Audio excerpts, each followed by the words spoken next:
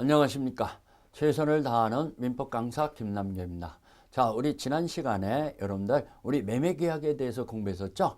매도인의 담보 책임이 상당히 중요한 거니까 여러분들 잘 정리하시라고 부탁드렸죠. 잘 정리했을 것으로 믿겠습니다. 자, 이번 시간에는 우리 환매특약에 대해서 공부할 겁니다. 우리 교재 337페이지입니다.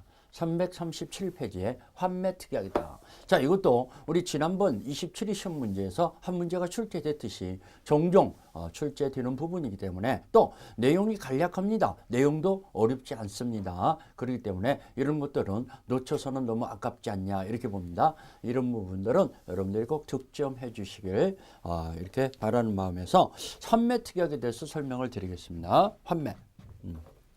자, 우리 환매다.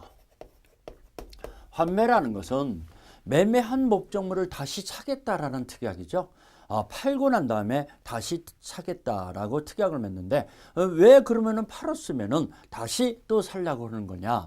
이건 채권 담보적 기능을 한다 그러죠. 채권을 담보하는 담보적 기능이다.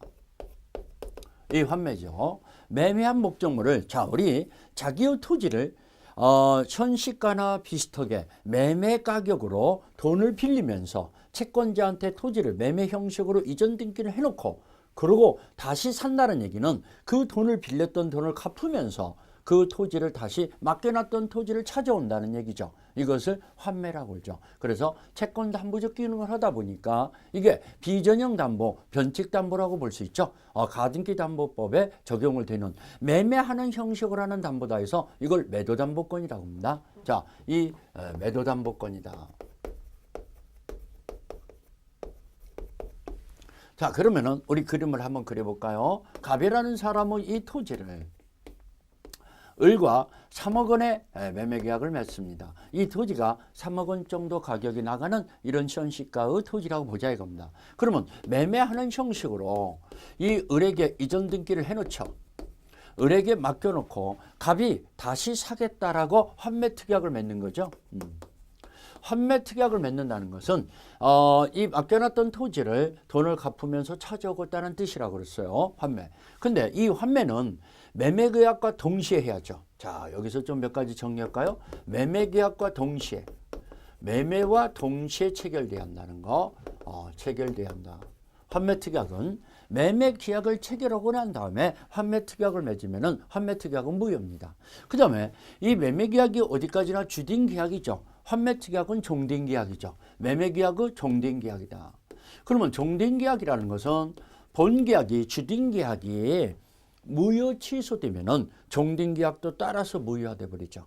이런 것들 눈여겨봐야죠. 물론 환매특약이 무효화됐다고 해서 매매계약이 무효화되는 건 아니라고 그랬죠. 그렇지만 매매계약이 무효화되면은 환매특약도 무효가 된다는 거, 종된 계약이기 때문에. 세 번째, 이 환매의 목적물은 부동산, 동산, 그 밖의 재산권 다 해당되죠. 그 밖의 재산권, 이런 것들이 다 환매특약이 가능하다는 거. 부동산, 동산 다 가는 거고. 부동산일 때는요, 이 환매 등기가 가능하죠. 환매특약 등기를 할 수 있죠. 이 환매특약 등기는 매매의 이전 등기와 동시에 신청해야 한다는 거 염두에 두셔야 합니다. 매매의 이전 등기와 동시에 신청해야 한다. 매매와 동시에 신청한다는 거. 자, 환매특약 등기를 했을 때는 제3자에게 대항력이 생기는 거죠. 제3자에게 대항 가능하다. 자, 이 환매특약 등기를 했을 때. 그래서 환매특약 등기를 해놨는데 그렇다고 해서 여러분들 처분 금지 등기는 아닙니다. 처분 제한 등기는 아닙니다. 환매특약을 했다고 해서 이 을이 이 병한테 못 팔아먹는 게 아니죠. 병한테 팔아먹을 수 있어요. 그래서 등기가 넘어갔는데 환매특약 등기를 해놨을 때는 제3자한테도 환매권 주장할 수 있다는 거. 그래서 환매특약 등기가 됐을 때는 이 전득자한테, 새로 취득한 자한테 환매권 행사가 되죠. 전득자한테 넘어갔을 때는 전득자에게 환매권 행사를 할 수 있다는 거. 특약 등기를 해놨을 때는. 자, 그 다음에 다섯 번째. 자, 이 환매 대금은 얼마냐? 최초 매매 대금에 이 3억 원을 갚으면서 찾아오는 게 환매라고 그랬죠. 그러면 최초 매매 대금에 이 이전 등기 비용이나 세금 이런 등기 비용은 채권자가 부담하는 거거든요. 그러면 매매대금만, 최초 매매대금만 주고 환매를 할 수는 없죠. 매매대금에다가 플러스 비용. 환매대금은 매매대금의 플러스 비용입니다. 최초 매매대금의 플러스 비용. 자, 이 비용은 채권자가 부담하기 때문에 이 비용을 반환하면서 환매를 해야죠.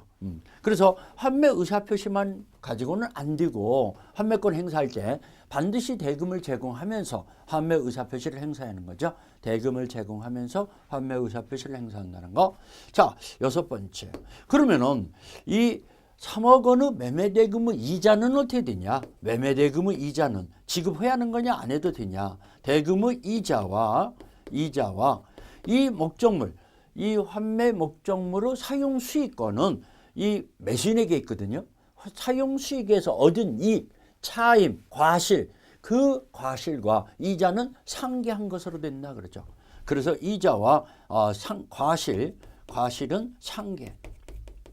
그렇기 때문에 상계한 것이 되기 때문에 이 이자는 지급해야 한다는 얘기예요? 안 해도 된다는 얘기예요? 안 해도 되죠. 물론 이건 이무기적이니까 특약이 있으면 특약이 우선하지만 그런 특약이 없을 때는 이 대금의 이자와 과실은 서로 퉁친 걸로 본다. 상계한 것으로 본다 그러죠. 자, 그 다음에 7번째. 그러면 환매 기간은 얼마냐? 환매 기간은 부동산일 때는 5년을 넘지 못한다 그럽니다. 그러면 5년 이상으로 맺으면 어떻게 되냐? 5년으로 다운된다는 거. 5년으로 다운됩니다. 5년 이상으로 맺었을 때는 그 5년을 넘지 못하기 때문에 부동산은, 그 다음에 동산일 때는 3년을 넘지 못한다. 3년 이상으로 맺으면은 3년으로 단축된다 그러죠. 단축된다. 아무튼 5년. 그러면 그 미만으로, 자, 우리 부동산일 때 1년으로 환매 특약을 맺었다고 봅시다. 그러면 그 1년의 기간은 유의하죠. 근데 1년으로 계약을 맺었는데 다시 또 1년을 연장하고 싶을 때 연장이 가능하냐 이겁니다. 다시는 연장하지 못합니다. 환매 기간은 다시는 연장하지 못한다. 이 기간 내라 할지라도 연장이 불가능하다는 걸 꼭 좀 염두에 두세요. 다시는 연장 못한다. 갱신이 안 되는 거죠. 한번 계약을 맺었으면은 그 환매 기간 내에 환매권 행사를 안 하면은 환매권은 소멸했죠. 환매권은 소멸한다. 자, 그런 것 좀 주의하시고, 그 다음에 우리 환매, 이 환매에서요 몇 가지 좀 판례가 이게 3번이나 나왔죠. 이 매수인이 이 토지에다가 환매 특약이 있는 이 토지에다가 건물을 지었다 이런 문제가 나오죠. 건물을 지었을 때 환매권 행사로 다시 갑이 이 토지를 회복받았어요. 이 소유권 이전 등기를 받았어요. 환매권 행사로 소유권 이전 등기를 받으면은 다시 이 토지가 갑에게 회복이 되죠. 회복이 되는데 그러면 건물의 소유자인 이 을에게 관습법상의 법정시한권이 생기냐 이겁니다. 관습법상의 법정시한권이 생기려면은 저 갑이라는 환매권자가 커다란 침해가 되죠. 그래서 법정시한권이 안 생긴다는 거. 법정지상권은 없다라는 거. 이게 3번이나 나왔죠. 여러분들 주의하세요. 자, 이 환매 의무자가 건축을 했다 하더라도 토지가 환매가 돼서 토지와 건물의 소유자가 달리 됐어요. 소유자가 다르게 되더라도 건물의 소유자에게 법정시한권이 안 생긴다. 그러면 을은 이 건물을 철거해 줄 의무를 부담한다는 얘기죠. 그렇죠. 그 다음에 또 하나 또 염두에 둘 것은 이 병이라는 자가 이 을의 토지에다가 근저당권 설정했어요. 근저당권 설정 등기를 했는데 환매권 행사로 다시 토지가 갑에게 회복이 됐다고 보자 이겁니다. 그러면 근저당권은 갑에게 쫓아가냐 이겁니다. 아니면 소멸하냐. 이 환매 특약 등기가 되면은 제3대계 대항력이 생긴다고 그랬어요. 이 근저당권은 소멸합니다. 환매권 행사로 다시 토지가 갑에게 회복이 됐을 때는 을이 설정한 이 근저당권은 소멸한다.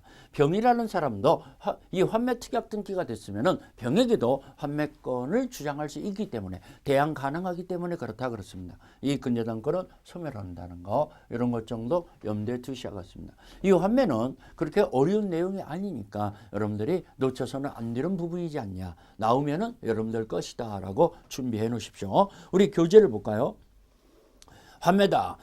매매계약과 동시에 우리 590조 교재 337페이지 매매계약과 동시에 환매할 거리를 보류할 때는 그 대금을 또 비용을 반환하면서 목적물을 환매할 수 있다라고 나오죠. 환매. 이 약정이 있으면 약정에 의하는데 환매 대금은 최초 매매 대금의 플러스 비용이라고 그랬어요. 그 다음에 여기 사망을 보니까 그 목적물의 과실과 대금의 이자는 특별한 약정이 없으면 상계한 것으로 본다라고 나오죠. 그래서 환매권은요, 해제권, 우리 최초 매매계약을 해제할 수 있는 해제권을 유보하고 있는 해제권을 가지고 있는 걸로 보죠. 해제권 유부분 매매설이다 그러죠. 이게 통설적 견해죠. 자, 환매권은 형성권입니다. 형성권 하면은 여러분들 잘 알다시피 양도성, 상속성, 채권자 대위권의 대상이 된다는 거. 형성권 하면은 양도, 상속, 채권자 대위권의 대상이 된다는 거. 환매권, 그 다음에 환매 요건은 부동산, 동산, 그 밖의 재산권 다 가능한데 매매계약과 동시에 체결해야 한다 그랬죠. 환매는 매매계약과 동시에. 자, 우리 338페이지로 넘어가서 환매대금은 최초 매매대금의 매매 비용이라는 거. 자, 우리 환매특약은 매매계약의 종딩계약이니까 주딩계약인 매매계약이 무효 취소되면은 환매특약도 따라서 무효가 된다라고 나오죠. 환매기간 591조에 나오죠. 환매기간은 부동산은 5년, 동산은 3년을 넘지 못하는데 이 부동산 5년, 3년을 넘지 못하는데 이걸 초과했을 때는 5년, 3년으로 단축된다는 거. 그 다음에 591조 2항을 보니까 환매기간은 정했을 때는 다시는 연장하지 못한다 그러죠. 환매기간은 다시는 연장하지 못한다. 그런 걸 정리하시고 기간을 약정하지 않았을 때는 어떻게 됩니까? 부동산은 5년, 동산은 3년으로 본다는 거. 기간을 정하지 않았을 때는 5년, 3년이라는 거. 환매 특약 등기를 했을 때는 제3자에게 대항력이 생긴다. 592조에 나오죠. 환매권 실행이다. 환매권 실행은 자, 우리 의사표시만 갖고는 안 되고 환매대금이라는 최초 매매대금에 플러스 비용을 제공하면서 환매권을 행사해야 한다 그랬죠. 환매 의사표시만 갖고는 부족하다는 거 염두에 두시고 그 다음에 우리 환매권은 대의 행사가 가능한데 채권자 대의권 행사로서 환매권자의 채권자가 대의해서 행사할 때는 환매 의무자인 매수인은 법원에 신청을 해서 감정평가를 받고 잉여금을 곧 환매권자를 대신해서 채권자에게 변제하면서 환매권을 소멸시킬 수도 있다는 거. 그게 바로 593조에 나오죠. 환매권을 소멸시킬 수 있다. 자, 우리 공유지분 환매도 가능하죠. 공유지분을 매매하고 다시 환매하겠다고 특약을 맺을 수 있죠. 환매. 우리 환매권자는 환매 의사표시를 하면서 대금을 제공해야 실행할 수 있다는 거 그런 것도 얘기했습니다. 만약에 환매 특약 등기를 했는데 제3자에게 넘어갔을 때는 제3자한테 환매권 행사해야 한다. 제3자 339페이지 제일 위에 작은 동그라미 2번에 전득자한테 환매권 행사해야 한다라고 나왔죠. 환매 효과다. 소유권이 복귀되는데 소유권이 복귀되려면 가백에 복귀되려면 소유권 이전 등기를 해야 복귀된다는 거. 소유권 이전 등기를 해야 한다는 거. 자, 그 다음에 이 매수인은 이 목적물에서 환매 목적물에서 들어갔던 필요비 이익비가 생겼어요. 그러면 비용상환 청구권의 행사가 가능하죠. 우리 점유자 회복자 관계의 비용상환 청구권에 관한 203조 규정이 그대로 적용된다 그러죠. 필요비 이익비 상환 청구권이 행사할 수 있다는 거. 자, 우리 환매와 재매매 이야기 아주 유사합니다. 두 가지 다 채권 담보적 기능을 한다는 면에서 동일하죠. 재매매약과. 그런데 틀린 점이 우리 교재 339페이지에 박스로서 일목요연하게 정리해놨죠. 환매는 매매계약과 동시에 체결해야죠. 그렇지만 재매매약은 그런 제한 없다라는 거. 재매매약은 그런 제한 없어요. 환매는 환매대금은 최초 매매대금의 플러스 비용이라고 그랬어요. 근데 재매매 예약에서는 또 이 대금에 제한이 없어요. 제한이 없다는 거. 그 다음에 환매 기간은 부동산은 5년, 동산은 3년을 넘지 못한다고 그랬어요. 재매매약은 또 그런 제한이 없습니다.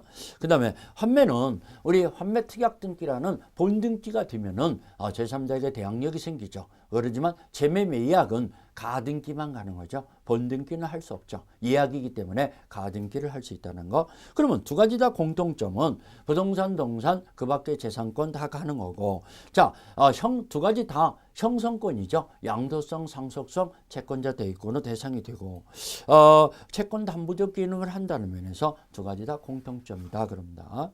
자, 우리 기출 체크 문제. 340페이지에 기출 체크 문제를 우리가 풀어보기로 합시다.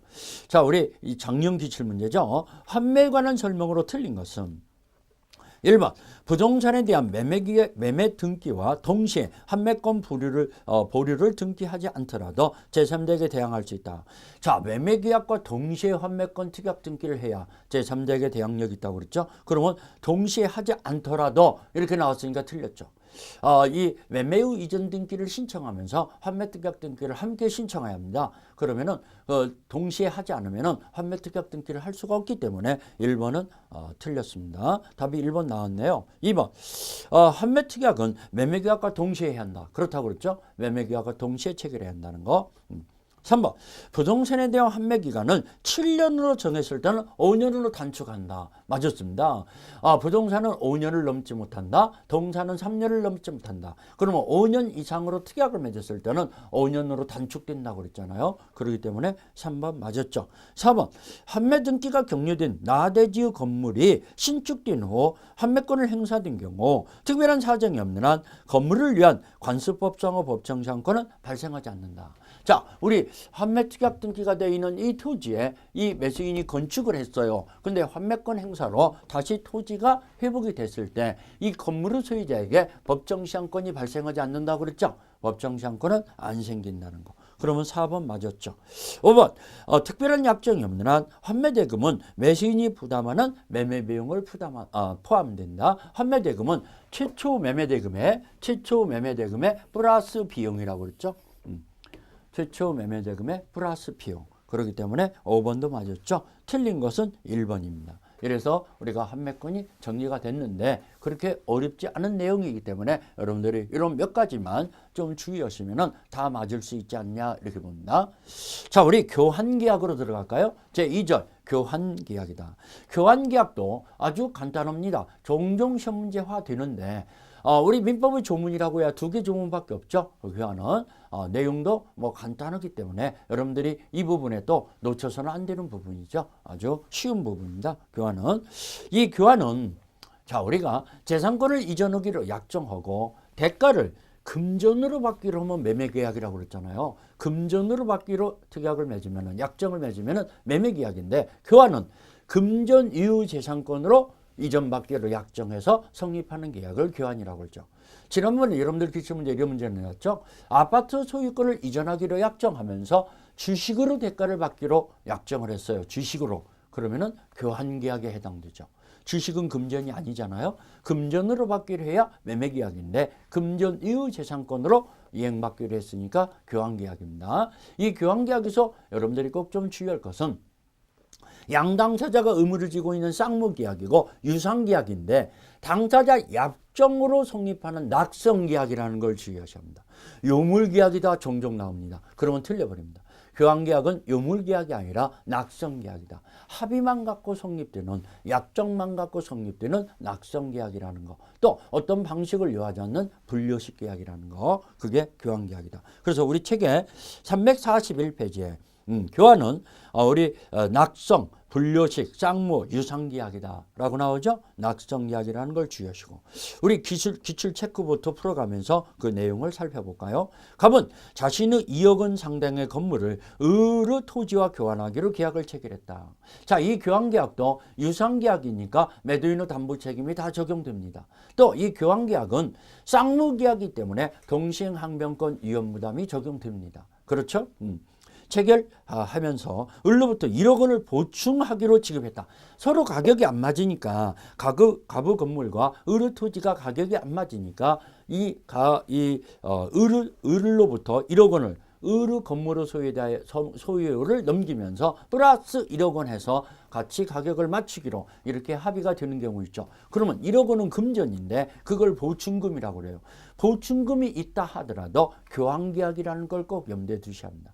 보충금이 있다 하더라도 교환계약이라는 거. 그러면은 자, 이 보충금은 금전이기 때문에 매매대금에 관한 규정을 준용하는 거죠. 보충금은 금전이기 때문에 매매대금에 관한 규정을 준용한다는 거. 자, 아무튼간 보충금을 지급하기로 하였다. 다음 설명 중 틀린 것은 1번 갑과 을자의 계약은 분류식 계약이다. 그렇죠. 교환계약은 분류식 계약이라고 금방 살펴봤죠. 1번 맞았죠. 갑과 을은 특별한 사정이 없는 한 서로 하자 담보 책임을 지지 않는다. 이것도 유상계약이니까 매도인의 담보 책임이 그대로 적용됩니다. 하자 담보 책임이 적용됩니다. 그러면은 누가 매도인이냐? 양당사자가 쌍방이 매도인 역할을 하죠. 자, 토지를 이행한 이 갑은 토지에 대해서 하자담보 책임을 져야 하고 건물을 이행한 을은 건물에 대해서 하자담보 책임을 져야 한다 이겁니다. 양쪽이 다 매도인 역할을 하고 있는 것이 바로 교환계약이죠. 그러면은 2번은 틀렸네요. 담보 책임이 적용된다는 거. 3번 을의 보충금 1억 원의 미지급으로 교환계약의 해제 사유에 해당한다. 자, 보충금을 이행해야 하는데 이행하지 않았으면 채무불이행 문제죠. 채무불이행 문제면은 교환계약도 해제할 수 있죠. 그러면은 3번 맞았고 4번 계약 체결 후 건물이 을의과실로 소실됐어요. 을의과실로 소실됐다. 건물이 그러면 채무자의 귀책 사유로 소실됐으면은 자 갑은 을의 보충금 지급 의무는 소멸하지 않는다. 을의과실로 소실됐을 때 이 건물이 계약 체결 후에 소실됐으면은 이 뭡니까? 이 을은 이행할 의무가 있는 거죠. 그래서 보충금 지급 의무는 소멸한다, 소멸하지 않는다. 우리 후발적 불능일 때는 계약은 유효하기 때문에 자, 그다음에 5번 보충금 지급 기한을 정하지 않았다면은 을은 건물을 인도받은 날부터 지급하지 않는 보충금의 이자를 갑에게 지급해야 한다.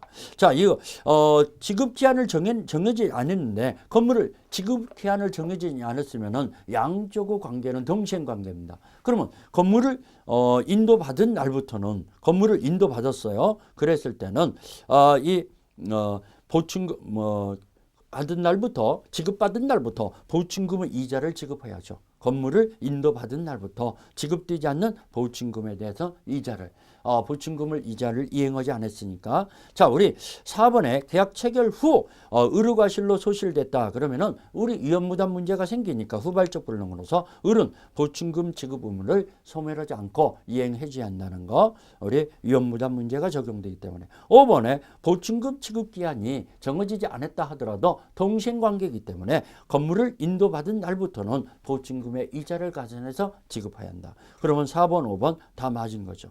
그러니까 틀린 것은 2번이게 되겠습니다. 자, 우리 내용을 우리 한번 살펴봅시다. 그 밑에 성립이다. 금전 이후 재산권을 이전하기로 약정하는 의사표시 후 합치로서 성립되는 계약이 교환계약이다. 금전을 보충금 지급하기로 약정을 맺었더라도 교환계약이다 그랬습니다. 자, 효력 유상계약이며 매도인의 담보 책임 매매에 관한 규정이 준용되기 때문에 매도인의 담보 책임이 적용된다 그랬습니다. 이 뒷장에 넘어가서 기출 체크 문제가 또 하나 있죠. 우리 작년 기출 문제네요. 우리 342페이지. 갑은 자신의 X토지를 1억 원을 을의 Y토지 2억 원 상당의 교환하기로 계약을 체결했다. 자, 우리 그림을 한번 그려가면서 얘기할까요? 갑은 자신의 X토지를 X건물이죠. X건물을 1억 원 상당의 이 건물을 을에게 넘기고 을은 Y토지 2억 원 상당. 을은 Y토지인데 2억 원 상당이죠. 2억 원 상당의 토지를 교환하기로 계약을 맺었어요. 교환계약을 맺었어요. 그랬을 때, 자, 을에게 8천만 원 보충금을 지급하기로 약정했어요. 자, 이 교환계약을 체결하면서 을에게 갑은 이게 지금 작으니까 플러스 8천만 원 해서 교환계약을 체결했다 이겁니다. 이 건물과 플러스 8천만 원이라는 돈을 보충해서 이행을 하겠다는 얘기죠. 자, 이랬을 때 틀린 것은 갑과 의료 교환계약은 서면 후 작성할 필요를 하진 않는다. 분류식 계약이라고 그랬잖아요. 구두로도 가능합니다. 서면으로 작성을 꼭 해야 하는 것은 아니죠. 분류식 계약이니까. 그러면 1번 맞았죠. 2번 을은 갑의 보충금 미지급을 이유로 교환계약을 해지할 수는 없다. 보충금 미지급이 되면은 교환계약은 채무불이행으로 해지할 수 있다고 그랬죠. 그러면 해지할 수 없다라고 나왔으니까 2번 틀렸죠. 3번 계약 체결 후 이행되기 전에 X건물이 지진으로 분기됐어요. 계약 체결 후라고 나왔죠. 후. 그러면 후발적 불능이네요. 후발적 불능인데 잘 들어보세요. 지진이 나서 불능이 됐으면은 쌍방울 귀책 사유가 없는 거죠. 그러면은 이건 지진이 나서 불능이 됐으면은 채무자 위험부담주의죠. 채무자 위험부담주의다. 쌍방울 귀책 사유 없이 불능이 됐을 때, 그러면은 갑의 건물이 분기됐을 때, 그러면 을의 채무도 면제되는 거죠. Y 토지를 이행할 의무가 없어지는 거죠. 537조. 537조를 적용되기 때문에 상대방의 채무를 상대방에게 이행을 청구하지 못한다는 거. 채무 이행을 청구 못한다. 청구 못한다는 거. 자, 537조가 적용돼서 그러면 을의 Y 토지에 관해서 넘겨줄 의무가 면제된다고 보야죠. 자, 이렇게 됐을 때 지진 나서 분기됐을 때 갑은 을에게 Y 토지 인도를 청구하지 못한다. 오케이, 정확합니다. 537조에 나오기 때문에 그렇죠. 후발적 불능, 채무자 위험부담지 3번 맞았죠. 4번 X건물에 설정된 저당권의 행사로 을이 소유권을 취득할 수 없게 됐어요. X건물의 저당권은 실행이 들어가서 을이 이 건물의 소유권을 취득하지 못하게 됐어요. 그러면 매도인의 담보 책임이 적용되죠. 저당권 실행에 의한 담보 책임 576조 매도인의 담보 책임이 적용됩니다. 자, 취득할 수 없게 됐을 때 을은 계약을 해지할 수 있죠. 을은 계약을 해지하고 갑한테 손해배상을 청구할 수 있죠. 계약을 해지하고 손해배상. 4번도 맞았네요. 5번 교환계약이 해제된 경우에 갑과 을의 원상회복 의무는 동시행관계가 있다. 계약이 해제됐을 때 서로 간에 주고받았던 거 원상회복 의무는 동시행관계다 그러죠. 그러면 5번도 맞았고. 자, 이 문제의 핵심은 교환계약도 유상계약이기 때문에 매도인의 담보 책임이 적용되고 교환계약은 쌍무계약이기 때문에 동시행항변권과 위험부담이 적용된다는 걸 아냐 모르냐 그걸 물어본 문제입니다. 동시행항변권 위험부담 문제가 다 적용됩니다.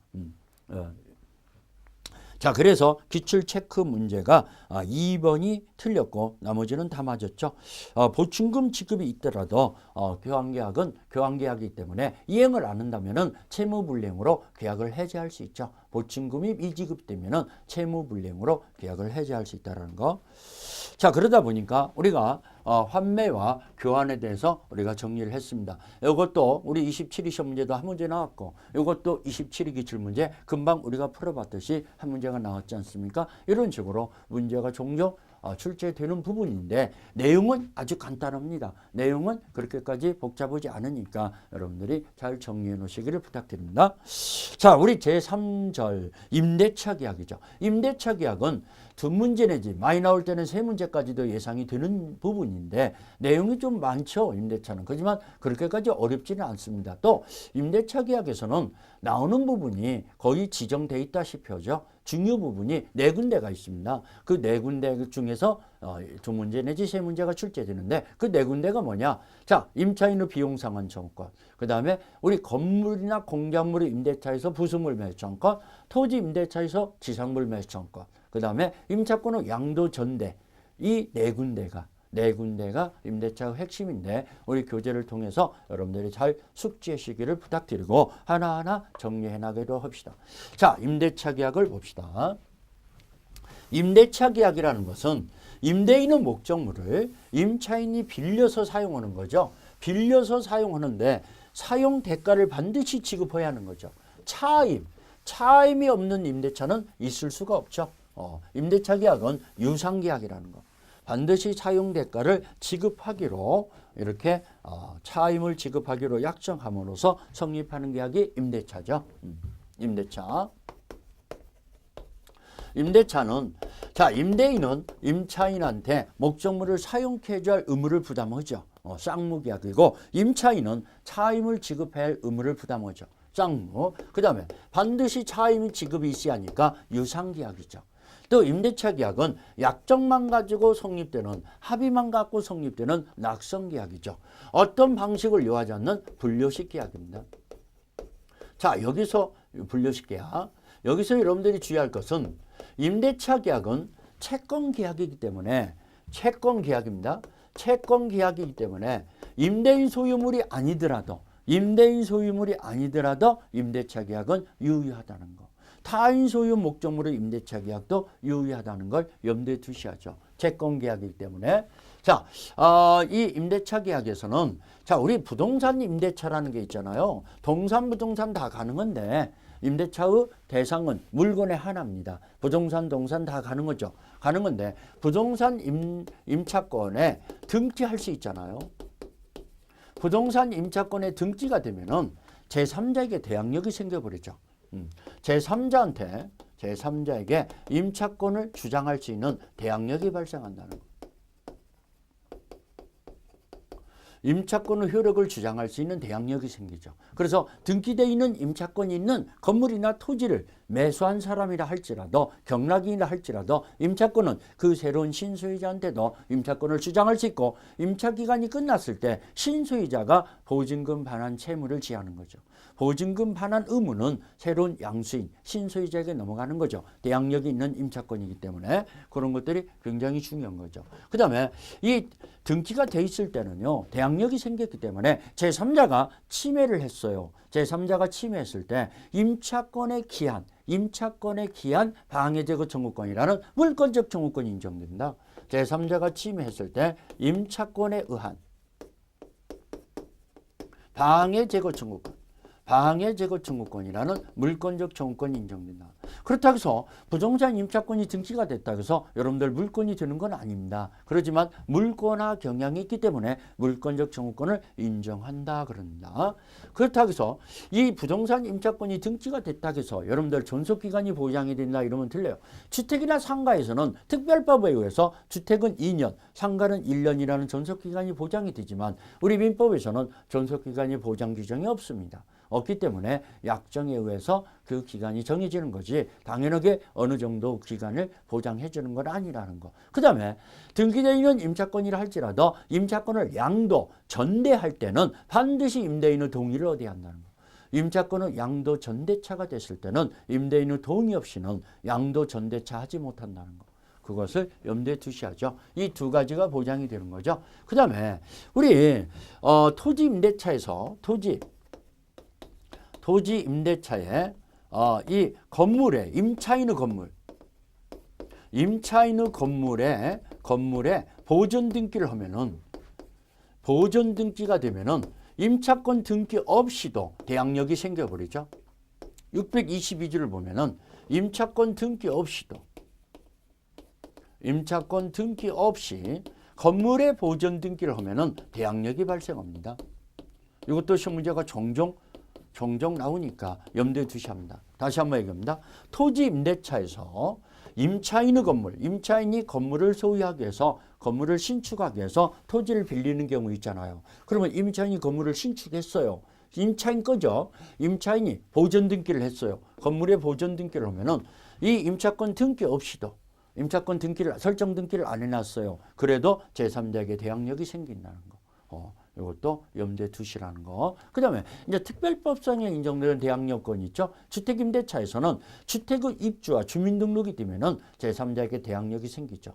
상가임차권에서는 상가임대차보호법이라는 특별법에 의해서 상가의 인도와 사업자 등록이 되면은 다음 날부터 대항력이 생기잖아요. 이런 것들은 특별법에서 인정되는 거고 우리가 민법의 임대차 과정을 끝나고 우리 특별법, 민사특별법을 공부할 때 자세히 공부할 겁니다. 아무튼간 이런 특별법을 제외하고는 민법에서는 등기가 돼야만이 대항력이 생기는 것을 말씀드렸어요. 그래서 그 얘기가 우리 책에 343페이지.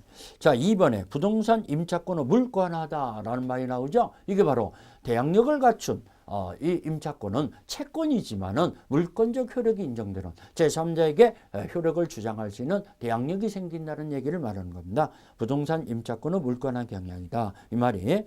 자, 그래서 대항력이 강화되는 621조와 622조에 대해서 343페이지에 규정을 해놨죠.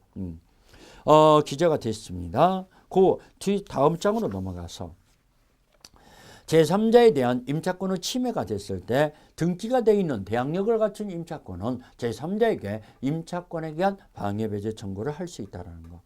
그것이 2번의 니은번, 동그라미 니은번에 나와 있죠.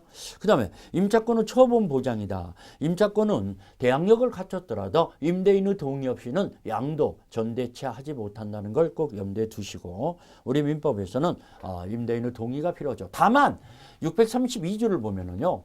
우리 건물의 임대차에서 소부분 조금 전대차할 때는 이 임대인의 동의를 요하지 않는다 그럽니다. 632조에 건물의 임차권에서 임대차에서 소부분을 전대할 때는 소부분을 타인한테 사용케 할 때는 임대인의 동의가 필요하지 않는다는 거. 자, 그 다음에 존속기간 보장이다. 우리 민법에서는 최단 존속기간이 규정이 없어요. 존속기간 보장이 인정이 안 돼요. 대항력을 갖췄다 하더라도. 그렇지만 주택이나 상가에서는 2년, 1년이라는 존속기간이 보장이 된다고 그랬어요. 자, 우리 임대차 후 존속기간이다. 계약기간을 정했을 때는 그 기간인데 이 최장기간의 제한이 있냐 이겁니다. 이게 위헌 판결을 받아서 삭제됐습니다. 위헌 판결을 받아서 최장기간은 예전에는 20년을 넘지 못한다 했는데 지금은 20년 이상 맺어도 된다는 거. 계약 자유의 침해에 해당된다 해서 헌법에 위반된다라는 위헌 결정을 받았죠.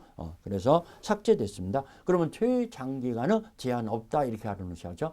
최단기간은 아예 제한 없죠. 최단기간. 일일 임대차도 가능하죠. 최단기간 제한 없다라는 거. 자, 임대차. 우리 345페이지를 보면은 643조 해갖고요. 토지 임대차에서 자, 기간이 끝났어요. 지상 건물을 소유하기 위해서 타인의 토지를 빌렸는데 임차인의 건물이 현존한데 기간이 만료됐을 때 지상 건물이 현존합니다. 그 지상 건물을 더 사용하고 싶어요. 임차인은. 그러면 임대인에게 계약을 연장해달라는 계약갱신 청구권이 생기죠. 근데 임대인이 거절하는 경우 있잖아요. 청구권은요. 상대방이 거절할 수 있잖아요. 임대인이 안 된다라고 연장을 못 해주겠다라고 거절하면은 이 건물 사가시오라는 지상물 매수청구권이 생기죠. 지상물 매수청구권이 생긴다는 거. 그래서 간접적으로 임대인은 그 지상 건물을 살 수가 없단다면은 연장해 줄 수밖에 없는 이런 현상이 나오죠. 임차인을 보호하게 하는 이런 강행 규정이라고 보여야죠. 지상물 매수청구권이 생긴다는 거. 이 지상물 매수청구권은 뒤에 가서 자세히 한 테마로서 정리해 드리겠습니다. 그러면 우리 기출 체크 문제 345페이지에 기출 체크 25위 기출 문제죠. 한번 풀어가면서 얘기합시다. 갑은 건물의 소유를 목적으로 을의 토지, X토지를 임차하여 그 위에 Y건물을 신축하고 사용했다. 지금 토지에 임차인이 토지를 빌려서 건물을 소유하기 위해서 토지를 빌렸다는 얘기죠. 신축 사용하고 있는데 다음 중 틀린 거. Y건물이 무허가 건물이더라도 자, 미등기 무허가 건물이라도 지상물 매수청구권이 인정됩니다. 그러면은 무허가 건물이더라도 특별한 사정이 없는 한 지상물 매수청구권은 대상이 될 수 있다. 맞았습니다. 1번 맞았죠. 2번 자, 갑이 차임 연체 이후로 임대차 계약이 해지됐어요. 임차인의 채무 불이행으로 임대차 계약이 해지되는 경우 있죠. 계약갱신 청구권도 없고 지상물 매수 청구권도 없다라는 거. 계약갱신 청구권도 인정이 안 되고 지상물 매수 청구권도 없죠. 이익 이상 차임이 엄체돼서 임대차 계약이 소멸되는 경우는 임차인이 의무를 위반한 임차인을 보호해 줄 값어치가 없다고 보는 거죠. 그래서 지상물 매수청구권을 행사할 수 없다는 거 2번 맞았죠. 3번 임대차 기간이 정함이 없는 경우에 을은 해지 통고를 하면은 갑은 지상물 매수청구권을 행사할 수 있다. 자, 기간을 약정하지 않았을 때는 양당사자는 언제든지 해지 통고할 수 있어요. 임대인이 당신 나가주세요라고 하면은 6개월 후에 임차권은 소멸하죠. 임차인이 나 나가겠소 하면은 1개월 후에 임차권은 소멸하죠. 이게 기간이 정하지 않았을 때의 임대차의 해지 통고라고 그래요. 그러면 기간을 정하지 않는 토지 임대차에서 임대인이 해지 통고했어요. 당신 나가주시오라고 했어요. 그러면 계약갱신을 거절한 거랑 마찬가지잖아요. 그러면 임차인은 즉시 지상물 매수정권 행사할 수 있죠. 계약갱신을 거절한 거랑 마찬가지이기 때문에 즉시 지상물 매수정권 행사가 가능하다는 거. 그러면 3번도 맞았네요. 4번 대항력을 갖춘 가부 임차권이 기간 만료로 소멸한 후 을이 X토지를 병에 계약돼 있어요. 기간이 만료돼서 임차권이 소멸했더라도 대항력을 갖춘 임차권일 때 그 토지가 신소유자에게 넘어갔습니다. 새로운 양수인에게 소유권이 변동이 생겼습니다. 새로운 양수인한테 신소유자한테 지상물 매수정권 행사할 수 있다라고 우리 대법원 판결이 나오죠. 새로운 소유자에게 지상물 매수정권 행사할 수 있다. 대항력을 갖춘 임차권이 있는 건물에 토지가 매매가 됐을 때 그 임차인은 신소유자에게 지상물 매수정권 행사할 수 있다는 거. 그러면 4번도 맞았죠. 여기서 여러분들 임차기간이 소멸했다는데 속지 마시고 임차기간이 소멸했다 하더라도 대항력을 갖춘 임차권일 때는 그 토지의 신소유자에게 지상물 매수정권 행사할 수 있다. 염두에 두시기 부탁드립니다. 4번 맞았죠. 5번 갑이 Y 건물의 근저당권을 설정했어요. 자, 여러분들 지상물 매수정권에 해당되는 그 건물에 임차인이 저당을 설정을 했어요. 근저당권이 설정됐더라도 지상물 매수정권을 행사하는 데는 지장 없습니다.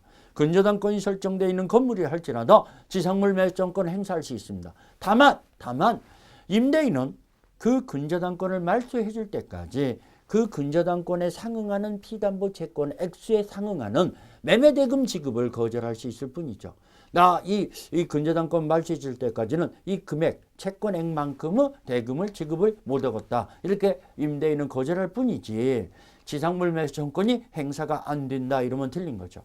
근저당권이 설정되어 있는 건물이라 할지라도 지상물 매수정권은 대상이 된다라는 거. 자, 근저당권이 설정된 경우 임대차 기간이 만료하면은 갑은 을을 상대로 지상물 매수정권을 행사할 수 없다라고 나왔으니 틀렸네요.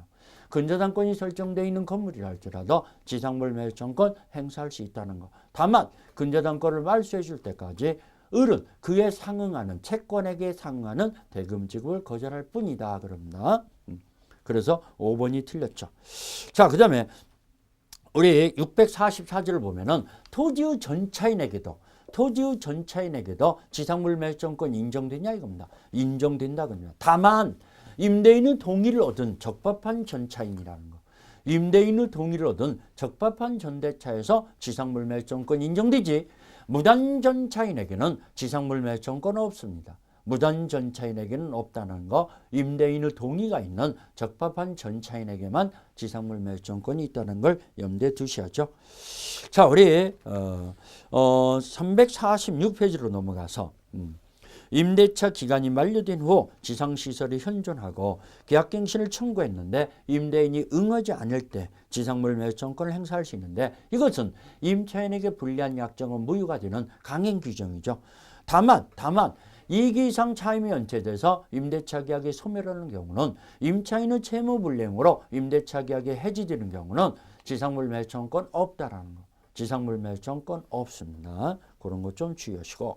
자, 우리 묵시적갱신이다. 법정갱신이라는 말이 나오죠. 우리 민법의 임대차에서는 기간 만료 후 상당한 기간 내에 아무런 이의 제기가 없었어요. 그러면 전 임대차와 동일한 내용으로 다시 갱신한 것이 된다. 이걸 묵시적갱신, 법정갱신이라고 합니다. 그런데 여기에서 여러분들 주의할 것은 기간은 정함이 없는 것으로 본다. 전 임대차와 동일한 기간으로 본다. 이렇게 나오면 틀립니다. 기간은 정함이 없는 것이기 되기 때문에 양당사자는 언제든지 해지 통과할 수 있죠. 그러면 임대인이 해지 통과하면 6개월, 임차인이 해지 통과하면 1개월, 동사는 5일. 이런 통고기간이 지나면은 임차권은 소멸하는 거죠. 아무튼간 그걸 묵시적갱신이라고 그러죠. 이 묵시적갱신에서 시험 문제가 잘 나오는 게 뭐냐면은 자, 639조 2항. 639조 2항을 읽어보니까 제3자가 제공한 담보는 소멸한다라고 나오죠. 이게 시험 문제 잘 나옵니다. 제3자가 제공한 담보는 묵시적갱신이 되면 소멸하죠. 다만 제3자가 제공한 담보는 소멸하는데 제3자가 제공한 보증금은 존속한다라고 판결을 내렸죠. 그러면 그 담보 속에는 보증금은 들어가지 않죠. 그 담보라는 게 뭐냐? 저당권, 질권, 보증계약 이런 걸 얘기하지 보증금 지급을 얘기하는 건 아니죠. 그렇기 때문에 제3자가 제공한 보증금은 그대로 존속합니다. 목적갱신이 됐을 때 제3자가 제공한 담보권만 소멸한다는 거. 자, 그런 것들을 염두에 두시고, 그 다음에, 계약 기간을 정하지 않는 경우다 해갖고요. 346페이지 제일 밑에 줄에 3번.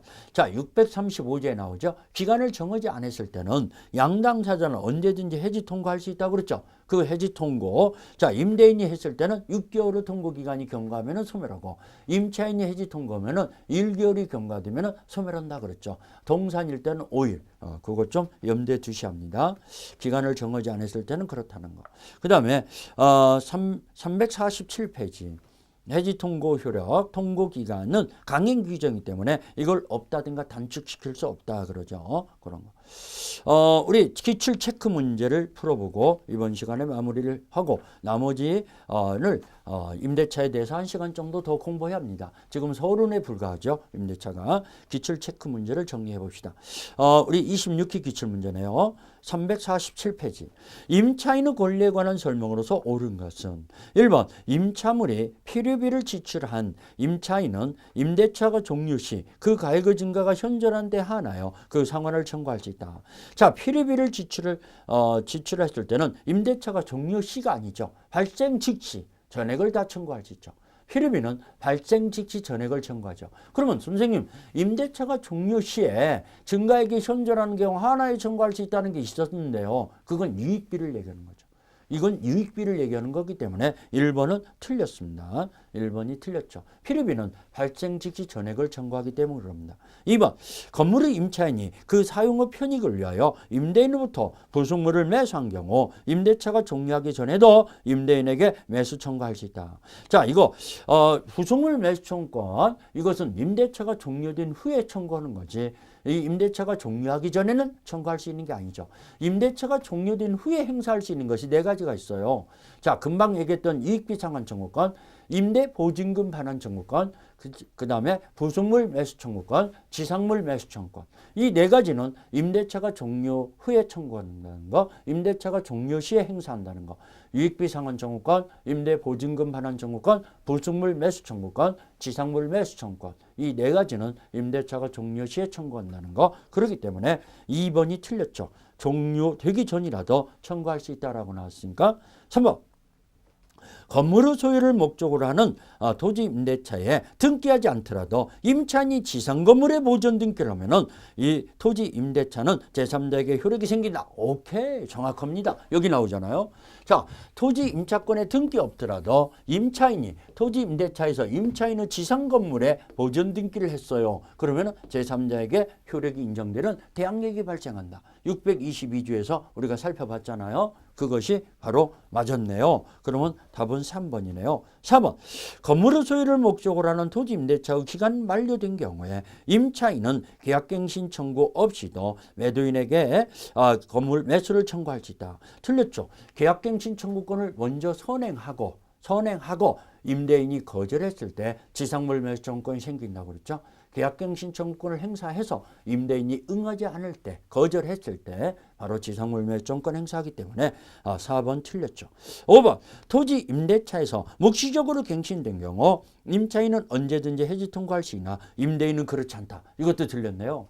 자, 토지 임대차에서 목적 갱신이 되면 기간은 약정이 없는 것이 된다. 기간이 약정이 없으면 임대인이 해지 통고했을 때는 6개월, 임차인이 해지 통고하면 1개월이라고 그랬죠. 그렇기 때문에 이 양당 자자가 언제든지 해지 통고할 수 있으니까 임차인도 해지 통고할 수 있고 임대인도 해지 통지할 수 있죠. 그렇기 때문에 틀렸습니다. 5번도 틀렸고 그럼 맞은 것은 3번밖에 없네요. 자, 이런 식으로 문제화 되는 거구나. 여러분들이 감을 잡아야겠죠. 우리 이 임대차는 양이 많기 때문에 지금 시간상으로 서론 부분만 앞에 부분만 조금 설명한 거고 우리 1시간 정도 더 다음 시간에 임대차의 내용을 여러분들이 정리해야 합니다.